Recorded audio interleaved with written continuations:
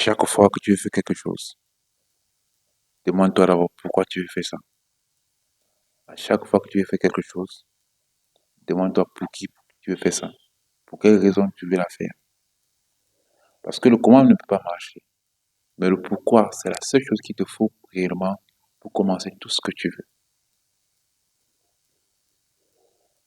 Que tu veux prendre la parole en public, que tu veux lancer un nouveau business, que tu veux être un formateur, que tu veux inspirer de nombreuses personnes. Moi, te dis que ton pourquoi est l'unique des choses qu'il te faut pour avancer vers tes projets. Aujourd'hui, je vais te partager quelque chose de très intéressant à propos des personnes qui ont le multipotentiel, toutes ces personnes qui veulent faire absolument tout pour réaliser tout à contre-temps. Moi, personnellement, j'étais confronté à ces choses-là pendant mon enfance, quand j'étais écolier, quand j'étais élève, écolier, tout ça.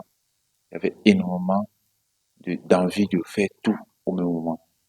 Des idées passaient de partout.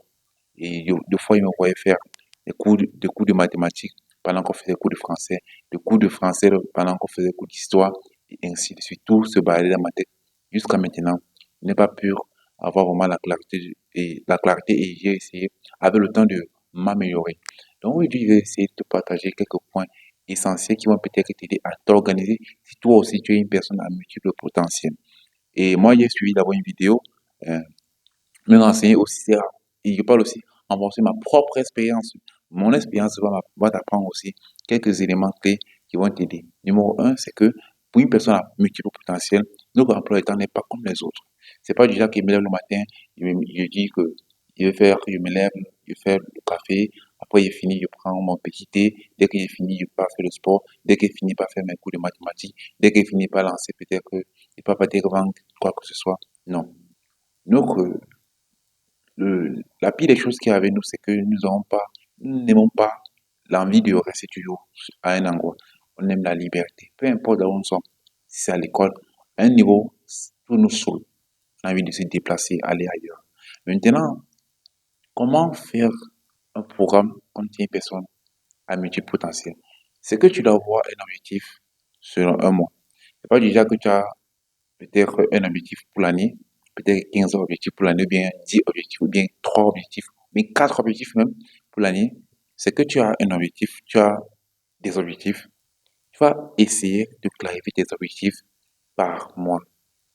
C'est déjà, s'il y a un objectif de gagner peut-être 300 000 euros, je veux dire, c'est quand même fou, 300 000 euros, c'est beaucoup. Je veux dire, même, même 1000 euros, je vais peut-être mettre j'ai par exemple un business que je peux mettre en place, donc j'essaie de le clarifier au fur, au fur et à mesure. Je mets par exemple au cours du premier mois, je mets par exemple mon business sur pied, le business qui va me permettre d'obtenir mes 300 000 euros, mes 1000 euros autant pour moi. Et après, essayer d'engager un nouveau projet.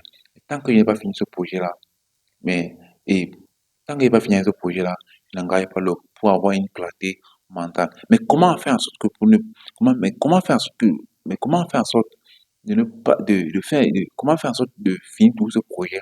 C'est de se fixer sur une deadline. Parce que l'important, c'est de se concentrer au maximum. Et le problème que nous avons souvent, c'est que lorsque nous rencontrons ces différents, lorsque nous voulons déjà atteindre un nouveau but, un but déjà, ça nous saoule. On se dit que bon, il faut quelque chose de nouveau. C'est pour ça qu'on se voit toujours en train de lâcher prise, d'abandonner au premier abord. Mais c'est pas ça l'important. L'important, c'est atteindre son objectif, de se fixer de nouveau, ou bien de se clarifier au cours du mois. Premier objectif, dès que c'est terminé, il y avait l'autre. Deuxième objectif, dès que c'est fini, il y avait l'autre. Troisième objectif, dès qu'il finit avec l'autre, engage. Et quatrième objectif aussi, pour les 4 derniers mois, je les engage au fur et à mesure. C'est comme ça que nous vivons. C'est notre façon c'est notre façon de planifier notre journée, notre mois, notre année. En fait, tout ça, tout doit être planifié, écrit. Lorsque tu as une pensée dans la tête, tu l'écris pour être déchargé. Parce que le problème avec nous, c'est que nous avons toujours tendance à dire que non, on va mettre tout dans la tête et on va tout enregistrer. On veut tout faire en fait, mais c'est pas ça en fait. Cela ne va pas nous apporter de la productivité. Parce que la productivité aussi nous demande souvent du repos.